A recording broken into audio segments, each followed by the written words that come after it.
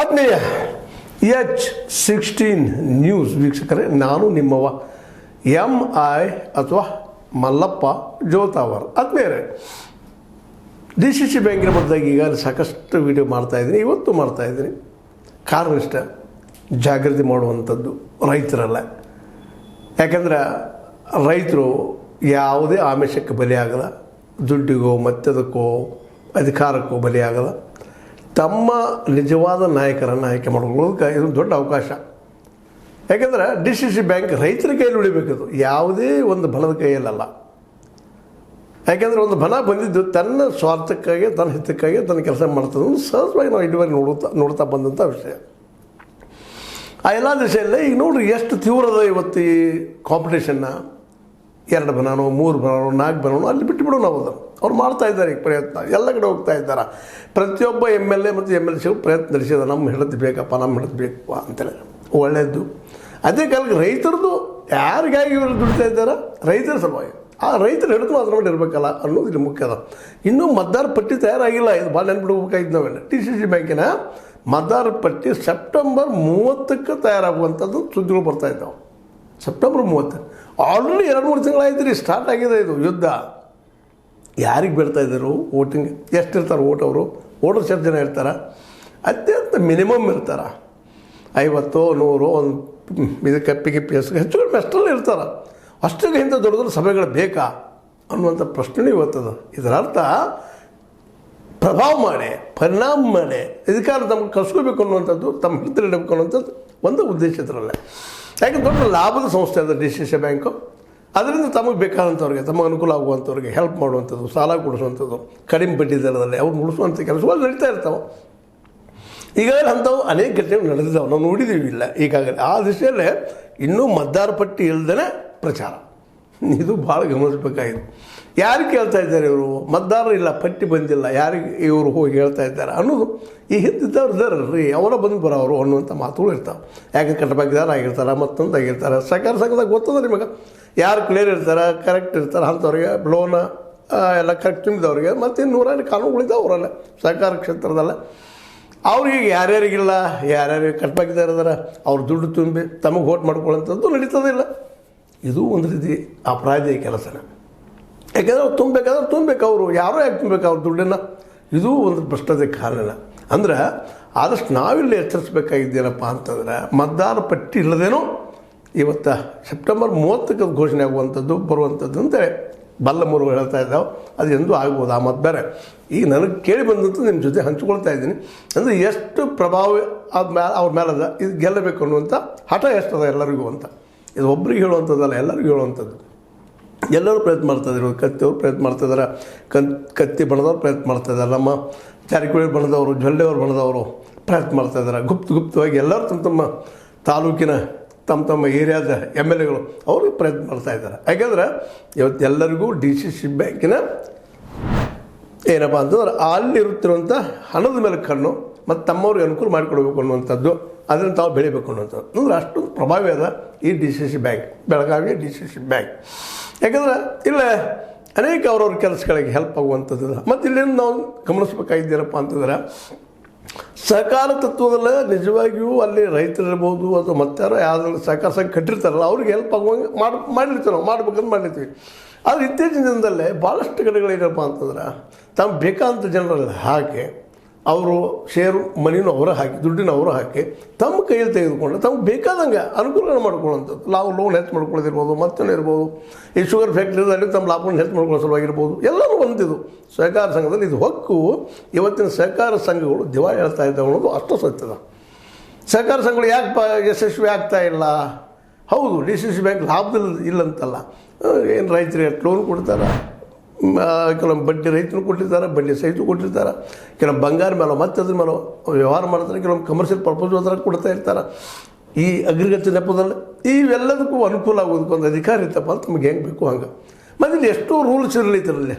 ಸ್ವತಂತ್ರವಾದ ಮೀಡಿಯಾಗೆ ಬೇಕಾಗಿರುವುದು ಸ್ವತಂತ್ರ ಧ್ವನಿ. ಆ ಸ್ವತಂತ್ರ ಧ್ವನಿ ಉಳಿಸಲು ನೀವು ಮಾಡಬೇಕಾದದ್ದು ಇಷ್ಟೇ. ಅದೇನಪ್ಪಾ ಅಂತಂತಂದ್ರೆ, ನಿಮ್ಮ ಕೈಲಾದಷ್ಟು ಸಹಾಯ ಈ ಚಾನಲ್ಗೆ ಮಾಡಿ ಹಾಗೂ ನಿಮ್ಮ ಧ್ವನಿಯನ್ನು ಕಾಪಾಡಿಕೊಳ್ಳಿ.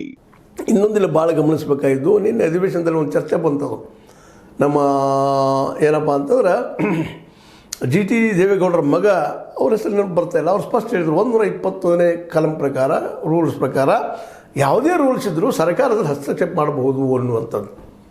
ಅಂದಾಗ ಅಧಿಕಾರದಲ್ಲಿದ್ದಂಥವ್ರು ಈ ಅಧಿಕಾರದಲ್ಲಿ ಯಾರಿದ್ದಾರೆ ಗೊತ್ತದ, ಅವ್ರು ಅದನ್ನು ಹಸ್ತಕ್ಷೇಪ ಮಾಡಿ ನಮ್ಗೆ ಬೇಕಾದಂಥ ಕಾನೂನುಗಳು ಮಾಡ್ಕೋಬಹುದು ಅನ್ನುವಂಥದ್ದು. ಅದನ್ನು ಮತ್ತೆ ತಿದ್ದುಪಡಿ ಆಗ್ಬೇಕಂತ ಅವ್ರು ಒತ್ತಾಯ ಮಾಡಿ ಹೇಳಿದ್ದಾರೆ. ಅದು ನಾವು ಗಮನಿಸಬೇಕಾಗಿದೆ.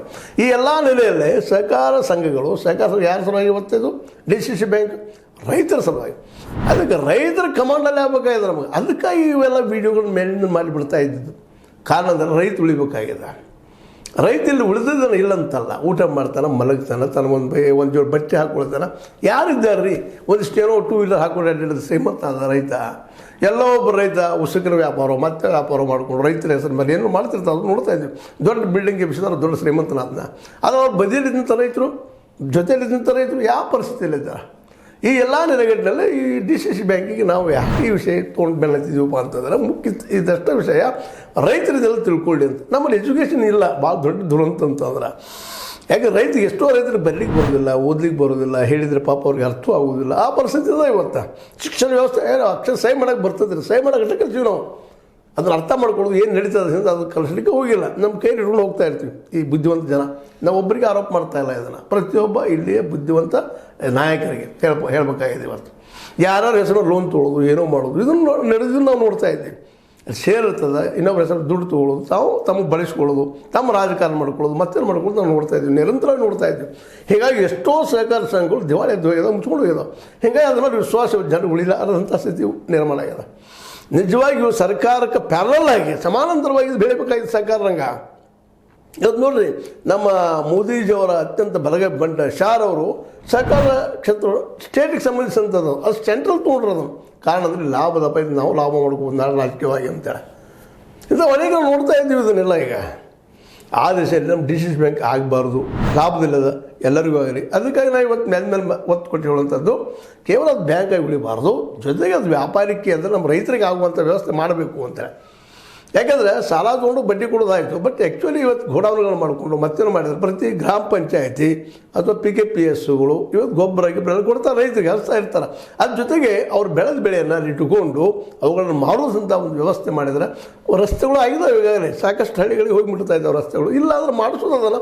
ಹೇಗಾದ್ರೆ 40% ತೊಗೊಂಡು ಈ ರಸ್ತೆ ಮಾಡೇ ಮಾಡ್ತಾರಲ್ಲ. 40%, 50%, 30% ಎಲ್ಲ ಮಾತಾಡ್ತಾ ಇದ್ದಾರೆ. 10% ಹೋಗ್ತೀವಿ, 15% ಹೋಗ್ತೀವಿ ಅನ್ನೋರು ಇದ್ದಾರೆ. ಅದು ತೊಳದು ಖರೆ ಸುಳ್ಳೇನಲ್ಲ. ಅದಕ್ಕೆ ರೋಡ್ಗಳು ಮಾಡಿಬಿಟ್ರೆ ವ್ಯಾಪಾರಿಗಳು ಬರ್ತಾರೆ, ತೊಗೊಂಡು ಹೋಗ್ತಾರೆ, ಖರೀದಿ ಹಾಕ್ತಾರೆ, ತಮ್ಮ ಒಂದು ರೇಟ್ ಫಿಕ್ಸ್ ಮಾಡ್ಕೊಂಡು ಖರೀದಿ ಕೊಡ್ತಾರವರು. ಪಾಪ MS ಸ್ವಾಮಿನಾಥನ್ ಆಯೋಗ ಅಂತ ಈಗಾಗಲೇ ಹೇಳಿದೆ ನಿಮಗೆ, C2+2 ಅಂದರೆ ಅಲ್ಲಿ ಅವರು ಬೆಳೆದ ಬೆಳೆ ಭೂಮಿ ಮುಂದೆ ಇದು ಅದ್ರ ಜೊತೆಗೆ ಅವ್ರು ದುಡದ ಎಲ್ಲ ಲೆಕ್ಕ ಹಾಕ್ಕೊಂಡು ಅದ್ರ ಮೇಲೆ 2 ಪಟ್ಟು ಲಾಭ. 100 ರೂಪಾಯಿ ಖರ್ಚಾಗಿದ್ರೆ 150 ರೂಪಾಯಿ ರೇಟ್ ಹಚ್ಚುವಂಥದ್ದು. ಅಲ್ಲೇ MS ಸ್ವಾಮಿನಾಥನ್ ಹೇಳಿದ್ದನ್ನು ಇವತ್ತು ನಮ್ಮ ಮೋದಿಯವರು ಒಪ್ತಾ ಇಲ್ಲ, ಅದನ್ನು ಕಾನೂನು ಮಾಡ್ತಾ ಇಲ್ಲ. ಅವ್ರ ಕಡೆಗೆ ಮಿನಿಮಮ್ ಸಪೋರ್ಟಿಂಗ್ ಪ್ರೈಸಲ್ಲಿ ಮಾಡಿರಿ ಕಾನೂನು ಅಂದ್ರೆ ಅದು ಮಾಡ್ತಾ ಇಲ್ಲ. ಅದು ಇದರ ಅರ್ಥ ಅಲ್ಲಿ ದೊಡ್ಡ ಪ್ರಮಾಣದ ಮೋಸ ನಡೀತಾ ಇದೆ. ಅದಕ್ಕಾಗಿ ನಮ್ಮ ರೈತರಿಗೆ ಈ ತಿಳುವಳಿಕೆ ಬರ್ತಾ ಇಲ್ಲ. ಬಂದರು ಸಂಘಟನೆ ಇಲ್ಲ. ಸಂಘಟನೆ ಇದ್ದ ಕೆಲವೊಬ್ಬರು ಅದರ ಮುಖಂಡರಿದ್ದಂಥವ್ರು ತಮ್ಮ ಅದರಿಂದ ಒಂದು ಲಾಭ ಮಾಡ್ಕೊಂಡು ಓಡಿ ಹೋಗುವಂಥ ಪ್ರಸಂಗ ಭಾಳ ಆಗಿದೆ. ಇದಕ್ಕೆಲ್ಲ ಕಾರಣ ಶಿಕ್ಷಣ ನಮ್ಮಲ್ಲಿಲ್ಲ ಅನ್ನೋದಕ್ಕಾಗಿ.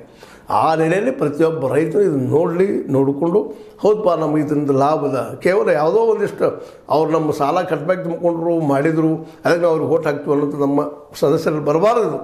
ಅದನ್ನು ಹೋಗಲಾಡೋ ಸಲುವಾಗಿ ಯೋಗ್ಯರು ಯಾರಿದ್ದಾರೆ, ಯಾರೋ ಮಾಡಿದವರು ಜನಪರವಾದ ಕೆಲಸ ಮಾಡಿದರೆ, ರೈತ ಪರವಾದ ಕೆಲಸ ಮಾಡೋರಿದ್ದಾರೆ, ಅಂಥವ್ರಿಗೆ ಓಟ್ ಹಾಕ್ರಿ, ಅವ್ರು ಆರಿಸ್ಕೊಂಬರ್ರಿ ಅನ್ನೋದು ಒಂದೇ ಉದ್ದೇಶದಿಂದ ಇದನ್ನು ಮೇಲೆ ನಾವು ಮಾಡ್ತಾ ಇರುವಂಥದ್ದು. ಯಾಕಂದ್ರೆ ಈ ಮೀಡಿಯಾ ಇರೋದನ್ನು ಬಿದ್ದವ್ರ ಸಲುವಾಗಿ, ರೈತರ ಸಲುವಾಗಿ, ಅದೇ ಕಾಲಕ್ಕೆ ನೋವು ಉಣ್ಣಂಥವ್ರಿಗೆ ಕೂಲಿಕಾರ ಸಲುವಾಗಿ, ಕೃಷಿಕರ ಸಲುವಾಗಿ, ಕೃಷಿ ಕೂಲಿಕಾರರ ಸಲುವಾಗಿ, ಕಾರ್ಮಿಕರ ಸಲುವಾಗಿ, ಅದೇ ಕಾಲಕ್ಕೆ ಶಿಕ್ಷಣವನ್ನು ಎಲ್ಲರೂ ಸಿಗಬೇಕು ಅನ್ನೋಂಥ ಹೋರಾಟದ ನೆಲೆಗಟ್ಟಲೆ ನಾನು ನಿಮ್ಮೊಂದಿಗೆ ಮಾತಾಡೋದು ಮೇಲೆ ಬರ್ತಾಯಿದ್ದೀನಿ ಇದನ್ನು. ಯಾಕಂದರೆ ಇವತ್ತು ನಾವು ಮೂಮೆಂಟ್ ಮಾಡಲಿಕ್ಕೆ ಜನರು ಕೊಡಿಸ್ಬೇಕು, ಅವ್ರಿಗೆ ಆಹಾರ ಕೊಡುವಂಥದ್ದು ಇದನ್ನು ನಡೆಸ್ಲಿಕ್ಕೆ ಆಗ್ತಾಯಿಲ್ಲ ನನಗೆ. ಪ್ರಾಮಾಣಿಕವಾಗಿ ನಡೆಸ್ತಾನಪ್ಪ ಅಂತಂದ್ರೆ ಅಂಥ ಪ್ರಸಂಗದಲ್ಲಿ ಒಂದು ಮೂಮೆಂಟ್ ಮಾಡಿ ಸ್ಟ್ರೈಕ್ ಮಾಡ್ತಂದ್ರೆ ಸ್ಟ್ರೈಕಿಗೆ ಹೈಕೋರ್ಟ್ ವಿರೋಧ, ಮತ್ತೊಂದು ವಿರೋಧ ಸ್ವಲ್ಪ. ಅದಕ್ಕಾಗಿ ಸತ್ಯ ಮಾತಾಡೋ ಕೆಲಸವನ್ನು ಹೇಳಿಕೊಂಡು ನಿಮ್ಮೊಂದಿಗೆ ಈ ಡಿ ಸಿ ಸಿ ಬ್ಯಾಂಕಿನ ಮುಖ್ಯ ವಿಷಯದ ಇದ್ಕೊಂಡು ಮಾತಾಡ್ತಾ ಇದ್ದೀನಿ. ಅದಕ್ಕಾಗಿ ರೈತರು ಎಚ್ಚರಗೊಳ್ಳಿ. ಈ ಡಿ ಸಿ ಸಿ ಬ್ಯಾಂಕಿದ್ದು ಇನ್ನೂ ನೋಡಿರಿ, ಅದಕ್ಕೆ ಎಷ್ಟು ಅನುಕೂಲದ ಡಿ ಸಿ ಸಿ ಬ್ಯಾಂಕ್ ಈ ದುಡ್ಡಿದ್ದವ್ರಿಗೆ ಅಂದ್ರೆ, ಇನ್ನೂ ನಮ್ಮಲ್ಲಿ ಮತದಾರರ ಪಟ್ಟಿ ತಯಾರು ಮಾಡಿಲ್ಲ ಈ ಓಟ್ ಹಾಕುವಂಥವ್ರನ್ನ.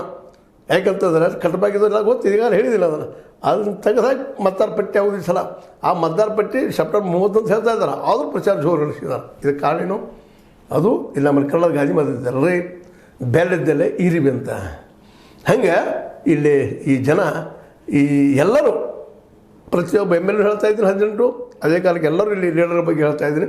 ಅಲ್ಲಿ ಅನುಕೂಲದ ತಮ್ಮವ್ರು ತಾವು ಅನುಕೂಲ ಮಾಡೋ ಸಾಧ್ಯತೆಗಳಿದಾವೆ ಅಂತೇಳಿ ಅದ್ರ ಮೇಲೆ ಪ್ರಭುತ್ವ ಸದಸ್ಯರು ಕೊಟ್ಟಿದ್ದಾರೆ. ಈ ದಿವಸ ರೈತರ ಎಚ್ಚರಗೊಂಡ ಯೋಗ್ಯರಿಗೆ ಮತ ಹಾಕಿದರೆ ಭಾಳ ಯೋಗ್ಯ ಅನ್ನುವಂಥ ಮತ್ತು ಹೇಳ್ತಾ ಇದು ನಿಮಗೆ ಲೈಕ್ ಆಗಿರ್ಬೋದು. ಲೈಕ್ ಮಾಡಿ, ಶೇರ್ ಮಾಡಿ, ಕಮೆಂಟ್ ಮಾಡಿ, ಜೊತೆಗೆ ಸಬ್ಸ್ಕ್ರೈಬ್ ಮಾಡೋದನ್ನು ನಿಲ್ಲಿಸಬೇಡಿ. H16 ನ್ಯೂಸ್ ಅರ್ಥ ದೇಶ ವಂದನೆಗಳು.